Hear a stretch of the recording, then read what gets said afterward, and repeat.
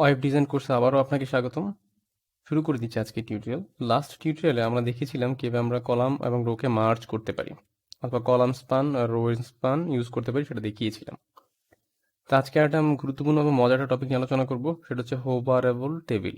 আমাদের একটা টেবিল আছে, আমরা এখানে দেখতে পাচ্ছি। সো আমরা এবার এই টেবিলটাকে হোভারেবল করতে পারি। সো হোভার কি?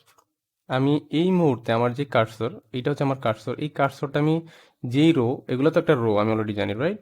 সো যেই রোতে রাখবো সেই রোটাকে আমি একটা ডিফারেন্ট একটা কালার দিব। ওকে, সাপোজ আমি এই কার্সরটাকে এই রো থেকে এই রোতে চলে আসলাম, এই রো এর একটা কালার চেঞ্জ হবে। আমি এই কার্সরটা চেঞ্জ করার সাথে সাথে ওই রোটাতে আসলে কালারটা চেঞ্জ হয়ে যাবে। ওকে, তো এই এইটাই হচ্ছে হোবার। আমি যখন এখানে নিয়ে আসবো, এটা কি বলে হোবার। আমি যখন হোবার করব তখন এটার কালারটা আমি চেঞ্জ করব। ওকে, তো আমরা এটাকে কি করতে পারি? সো সাপোজ আমি চাই আমার প্রত্যেকটা রো, যে কোনো রো এর মধ্যে গেলেই আমার কালারটা চেঞ্জ হবে। সো তাহলে আমার কাজটা করতে হবে রোকে ধরে, রাইট? চলেন তাহলে।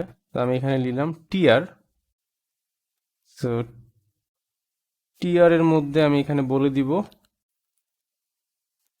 So background colour. তো আমি একটা ব্যাকগ্রাউন্ড কালার দিয়ে দিই, সিম্পল। সো আপনারা আপনাদের মতো করে সুন্দর একটা কালার চুজ করবেন, যেটা আসলে আপনার ওয়েবসাইটের জন্য যায়। ওকে, আমি একটা কালার দিলাম জাস্ট শেখানোর জন্য, যেটা একদম সামনে পেলাম সেই কালারটা আমি দিয়ে দিলাম।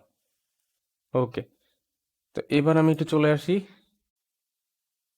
তো আসলে এইটা সবগুলোর জন্য নিয়ে নিছে টিয়ার। যেহেতু আমি এখানে বলছি টিয়ার, তার মানে যতগুলো টিয়ার আছে, টেবিল রো আছে, সবগুলোর জন্যই কালারটা নিয়ে নিছে। বাট আমরা কিন্তু এটা চাইনি। আমাদের চাওয়া কি ছিল, যখন আমি কার্সরটা নিব তখন ওই কালারটা চেঞ্জ হবে, বাকিগুলোতে কিন্তু হওয়ার দরকার নাই, রাইট? তো এটাকে বলে হোভার। সো এইটার জন্য আমাকে যেটা করতে হয়, একটা কোলন দিব, কোলন দিয়ে এখানে বলে দিব হোভার।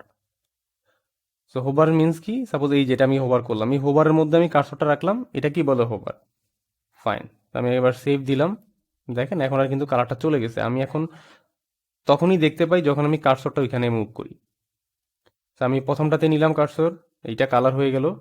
এইটাতে আনলাম, এইটা কালার হয়ে গেল। এইটাতে নিলাম, এটা কালার হয়ে গেল। আমি তার মানে আমার কার্সরটা যেই রো এর মধ্যে থাকবে ওই রোটাই আসলে কালারফুল দেখাবে, আমাকে ডিফারেন্ট একটা কালার আমি দেখতে পাবো। তাহলে আমি বুঝতে পারবো এটা আমি সিলেক্ট করে আসছি, এটা আমি সিলেক্ট করলাম, এটা আমি সিলেক্ট করলাম, এটা আমি সিলেক্ট করলাম। ব্যাপারটা অনেক মজার না? তো যারা এখনো জানি না তাদের কাছে আসলে ব্যাপারটা একটু মজার। আমি হোভার করব, কালারটা চেঞ্জ হবে। এইটা কি বলে হচ্ছে হোভারেবল টেবিল।